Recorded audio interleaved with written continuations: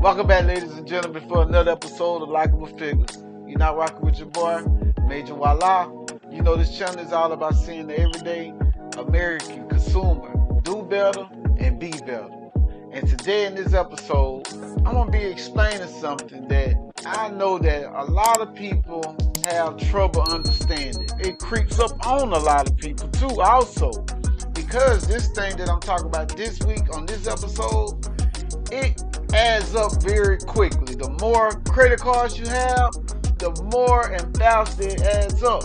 And we're talking about credit card utilization.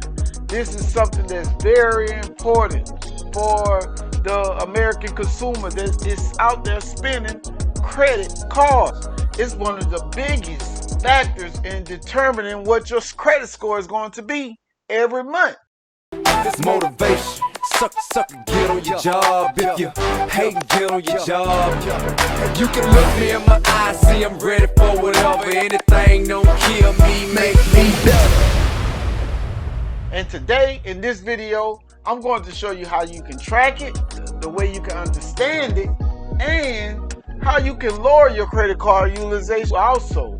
Understanding your credit card utilization and how it works is one of the most important parts in managing your credit. So let's take a close look on what actually is credit card utilization and why it's so important, and how we can keep it lower and not high, and how to calculate it. Because if you want to know whether it's high or low, you're going to have to know how to calculate it. So I want to teach you how to calculate it.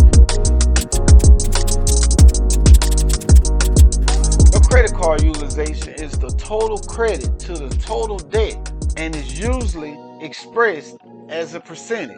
So if you have a credit card utilization ratio, which is 25%, it means you're using 25% of the available credit you have. If you have a single credit card with a $10,000 credit limit, for example, 25% of that $10,000 would be what? $2,500. So if you want the magic number you want to stay below is 30%. So if you got one credit card and it's $10,000 and you spending $2,500 of that a month, that will keep you under the 30% threshold that you might want to stay under. And I tell my clients, if they're going to be applying for something, whether it's a auto loan, mortgage, or another credit card, you want to try to keep your utilization down below 6%, because that is a nice low number that will give you the maximum points allowed when calculating your credit score. But if you have more than one credit card, your utilization is determined by adding up all the available credit that you have divided by the total amount of what you spent on each card. So let's go to the drawing and let me explain how to calculate credit card utilization. See, first let's start with the total credit utilization rate. On how to calculate it, it's basically the total credit card balance divided by the total available credit. You see, in card one, you have a $2,000 credit card and you have spent $1,000, which is a 50% utilization on that one card. Card two, you have a $10,000 credit card and you spent $3,000 on it, which is 30% of utilization on that individual credit card. Card number three is an $8,000 credit card, but you only spent $2,000 on that credit card, which is a 20% of $8,000. Once you add up all three of those total available credits, they add up to be $20,000. You only would have spent $6,000 of that $20,000, even though it's not all on the same card, but they still adds it up when they calculate your utilization. Now, once they divide that $20,000 by the total that you spent, which is $6,000, you have a utilization of 30%. You still right there at the threshold of your utilization, even though you went over on one card and right at the max on the next. But that's why it's good. That's why I say it's good to have multiple cards. But just say if you're in a scenario or situation where you got to spend more than 30% on one credit card, that's cool. But that's why it's good to know these three important dates. You want to know what your due date is, your closing date, and your report date.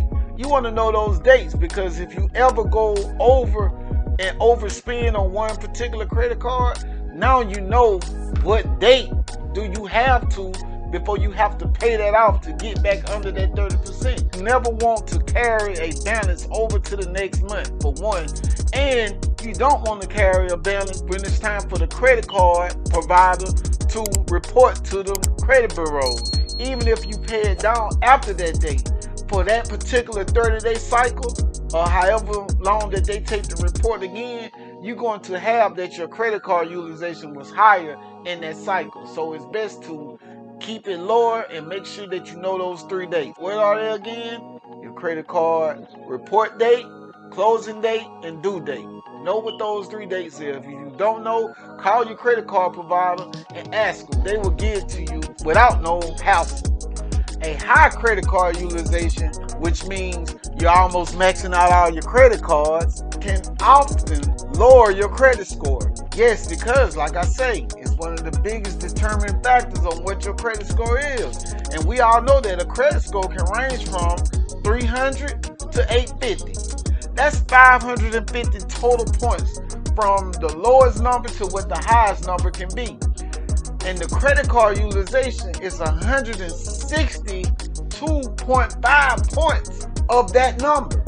And your credit report is broke up into 5 different categories, which is payment history, amounts of credits, basically your utilization, your length of credit history, that's the history that you have on your credit mix up, the type of accounts that you have on your profile, and inquiries. See, each category has a certain amount that they calculate your credit score with, but we see the 2 biggest ones are payment history and available credit. You want to be sure if you got high available credit, make sure you're making those payments on times, because once you make a late payment, it's going to affect you in 2 different categories, because those are the bigger categories.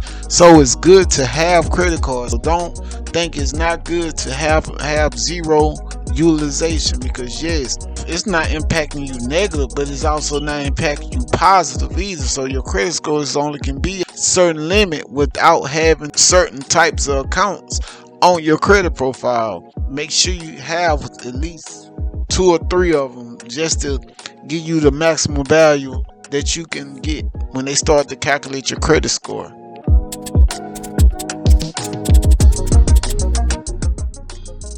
If you have high credit card utilization, some ways that you can basically get your utilization down. You want to pay down your balances. Start from the smallest credit card, pay that credit card off in total.